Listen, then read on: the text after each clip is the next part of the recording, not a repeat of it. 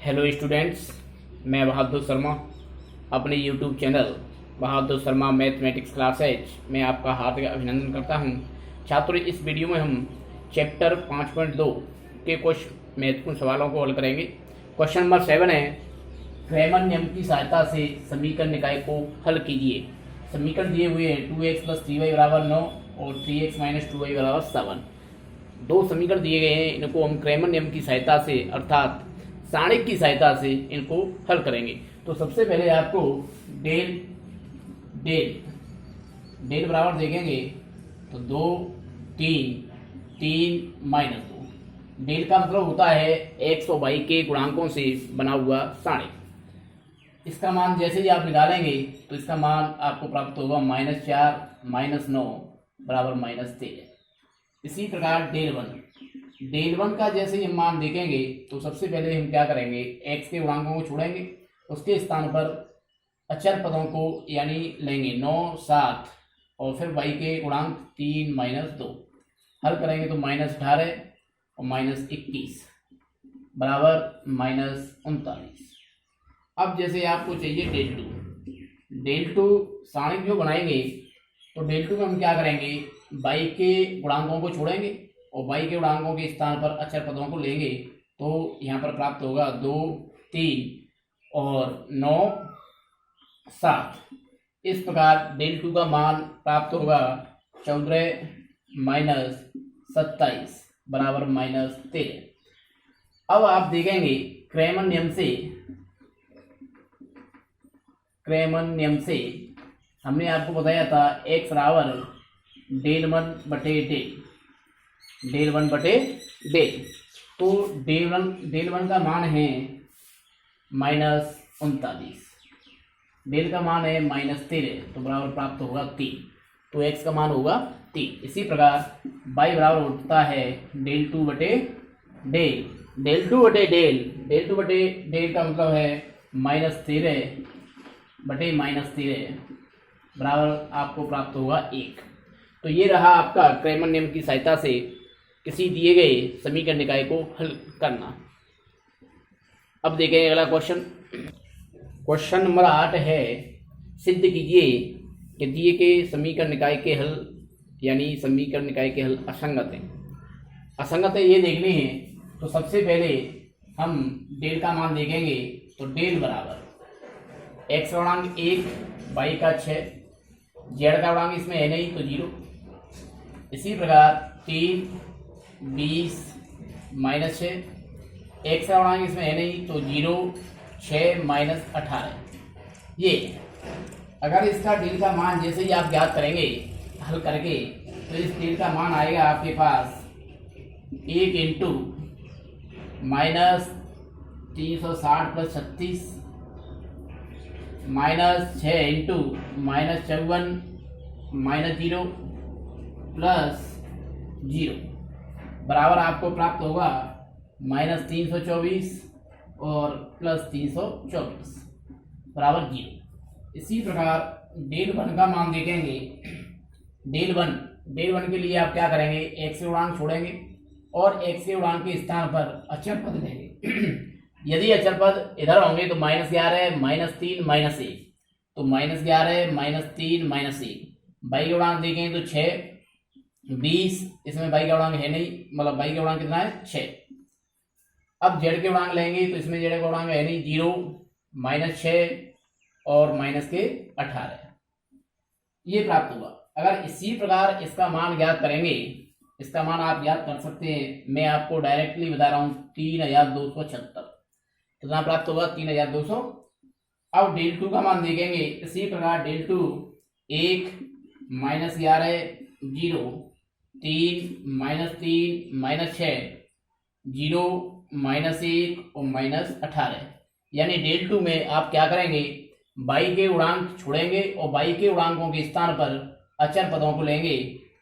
y के गुणांकों के स्थान पर अचर पद, x के गुणांक 1 3 और यहाँ 0 है तो 0 1 3 0।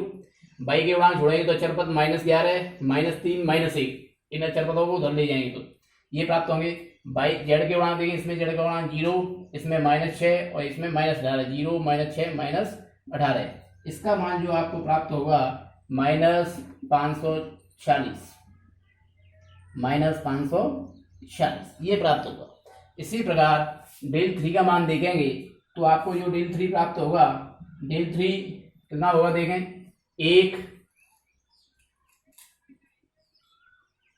1 3 0, बाई के गुणांक देखें 6 20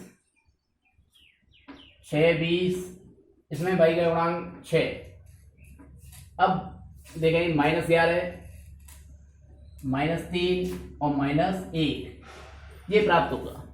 और अगर इसका मान ज्ञात करेंगे तो आपको डेल 3 का मान, इस सारणिक का मान निकालेंगे तो -182 कितना प्राप्त होगा, 182। लेकिन आप यहाँ देख रहे हैं कि डेल बराबर 0 है, डेल का मान कितना है 0,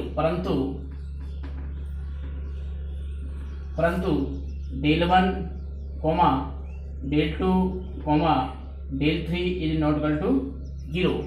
यदि डेल बराबर 0 हो और del 1 comma del 2 comma del 3 is not 0 के बराबर नहीं हो, यानी इन तीनों के मान 0 के बराबर नहीं हो, तो समीकरण निकाय असंगत होते हैं। ये कंडीशन आपको मैंने पहले ही अवगत करा दिया है। अब देखेंगे अगला क्वेश्चन, आव्यूह सिद्धांत की सहायता से समीकरणों के हल। छात्रों, इसमें हम जो थ्योरी कराई थी इसमें ये थ्योरी थोड़ी रह गई थी, तो इसको यहाँ देखेंगे। आव्यूह सिद्धांत की सहायता से समीकरण के हल। यदि आपको 3 समीकरण दिए गए हैं और या 2 दिए गए हैं तो आव्यूह सिद्धांत की सहायता से उनके हल कैसे ज्ञात करेंगे। सबसे पहले हम क्या करेंगे, इन समीकरणों को हम इस तरीके से लिख सकते हैं, जैसे a1 b1 c1 a2 b2 c2 a3 b3 c3 into x by Z बराबर होगा d1 d2 और d3। यदि इसका और इसका हम गुणा करेंगे तो हमको यही प्राप्त होंगे। अब जैसे ही आप देखेंगे, जैसे हम इसको a मान लें और ये वाले आव्यूह को x मान लें और इसको b मान लें, तो ax बराबर होगा b। ax बराबर कितना होगा b। यहाँ से हमको क्या है कि x y के मान यानी a बराबर आपके पास है a1 b1 c1 a2 b2 c2 a3 b3 c3, यानी x y z के जो गुणांक होते हैं उससे आव्यूह a बनाएंगे, और जो x आव्यूह होता है वो चर संख्या जो होती हैं x बाई जेड, और यहाँ b जो आव्यूह है अचर संख्याओं से बना आव्यूह d1 d2 d3 ये है। तो यहाँ आप देख रहे हैं ax बराबर कितना है b, तो हमको x का मान ज्ञात करना है, तो x की वैल्यू ज्ञात करेंगे, अर्थात x बाई जेड की वैल्यू ज्ञात करेंगे, तो ये a यहाँ से उधर जानी चाहिए। तो इसका मतलब ये है, हम क्या करें, जो समीकरण फर्स्ट है, समीकरण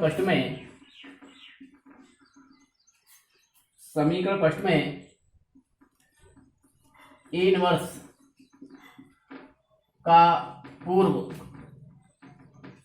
गुणन करने पर, यानी समीकरण फर्स्ट में ए इनवर्स का पूर्व गुणन कर दें तो A inverse into A B बराबर होगा ए इनवर्स बी। या आप यहाँ से देखेंगे कि A inverse into A into B बराबर होगा A inverse B. A inverse into A बराबर आई इंटू बी बराबर होगा ए इनवर्स बी। और यहाँ से आप देखेंगे ए इनवर्स आई का गुणा, यहाँ जो आपका समीकरण है बी के स्थान पर एक्स है, बी के स्थान पर एक्स, तो आई इंटू एक्स करेंगे तो एक्स प्राप्त होगा ए इनवर्स बी। तो ये होता है आव्यूह सिद्धांत की सहायता से समीकरणों के हल, यानी एक्स वही है, एक्स वही है। सबसे पहले हमको ए इनवर्स चाहिए। ए इनवर्स आप कैसे ज्ञात करेंगे, आप जानते ही हैं, ए इनवर्स बराबर होता है 1/sin के ए इंटू एडजॉइंट ए, ये होता है ए इनवर्स। या फिर 2 इंटू 2 कोटि का आव्यूह दिया गया हो तो उसे डायरेक्टली एडियंट ज्ञात करके इनवर्स ज्ञात कर सकते हैं। तो ये रहा आव्यूह सिद्धांत की सहायता से समीकरण के हल। अब इस पर आधारित एक सवाल देखेंगे। क्वेश्चन नंबर 10 का प्रश्न है, आव्यूह सिद्धांत से हल करो। समीकरण है 2x - y बराबर -2 और 3x + 4y बराबर 3। तो आव्यूह सिद्धांत से अगर हम इसे हल करेंगे तो आप आव्यूह सिद्धांत से जानते हैं x बराबर होता है a इनवर्स b। x बराबर कितना होता है? a inverse b। सबसे पहले आपको a चाहिए, a बराबर 2 - 1 3 और 4 और x और y और b जो आव्यूह होगा -2 और 3 यानी अचर संख्याओं से बना हुआ आव्यूह। अब आप जानते हैं कि x बराबर होता है a इनवर्स b, x बराबर a इनवर्स b। तो सबसे पहले हमको a इनवर्स चाहिए। a इनवर्स बराबर होता है 1/sin a इंटू एडियंट a। तो सबसे पहले sin a चाहिए, sin a का मान निकालेंगे। यदि इसे sin के रूप में लिखकर और sin a का मान देखेंगे 2 × 8 + 3 बराबर होगा 11। अब देखेंगे a इनवर्स ज्ञात करने से पहले एडियंट a। जैसे ही आप एडियंट ए निकालेंगे, 2 कोटि का आव्यूह है तो एडियंट ए ज्ञात करने के लिए आप जानते ही हैं कैसे ज्ञात करना है। एडियंट ए देखेंगे तो हमको क्या करना है, एडियंट ए में जो आपको प्राप्त होगा 4 और 1 और यहाँ जो होगी -3 और 2, ये आव्यूह प्राप्त होगा। एडियंट ए का मान ये होगा। अब जैसे ही आप देखेंगे एडियंट ए में एडियंट ए इनवर्स ज्ञात करेंगे तो ए इनवर्स बराबर होता है 1/sin a इंटू एडियंट ए। तो ए इनवर्स बराबर 1/sin a 1/11 एडियंट ए 4 1 -3 2 ये प्राप्त होगा। अब आप देखेंगे इसको हमको क्या करना है, ये समीकरण फर्स्ट है तो x के स्थान पर x और y, ए इनवर्स के स्थान पर 1/11 इंटू 4 1 -3 और 2 इंटू b का मान है -2 और 3 यानी x y बराबर 1/11 जो कि त्यों इन दोनों का गुणा करना है। 4 गुणा इससे करेंगे -8, इसका गुणा इससे करेंगे +3। पहली पंक्ति का पहले स्तंभ से हो गया। अब दूसरी पंक्ति का दूसरे स्तंभ से हल करेंगे तो -3 गुणा -2 से 6 + 6। तो ये आपको संख्याएं प्राप्त होंगी x y बराबर 1/11, यहाँ आपको प्राप्त होगा -5 और यहाँ होगा 12। तो x का मान देखेंगे, x का मान या ऐसे लिख दें कि x y बराबर -5/11 और 12/11 यानी इस वाली संख्या का इससे गुणा कर दिया। अब आप देख रहे हैं दोनों आव्यूह समान हैं। तो दो आव्यूह समान तभी होते हैं जब उनके संगत अवयव समान होते हैं। तो x का मान होगा -5/11 और y का मान होगा 12/11। तो छात्रों ये रहा आव्यूह सिद्धांत से समीकरणों के हल। इसी प्रकार अगर आपको 3 चरणों में 3 समीकरण दिए गए हों तो उससे भी बिल्कुल इसी तरीके से हल करेंगे, लेकिन वहाँ आप एडियंट ए ज्ञात करेंगे तो पूरी विधि से आपको ज्ञात करना है। धन्यवाद।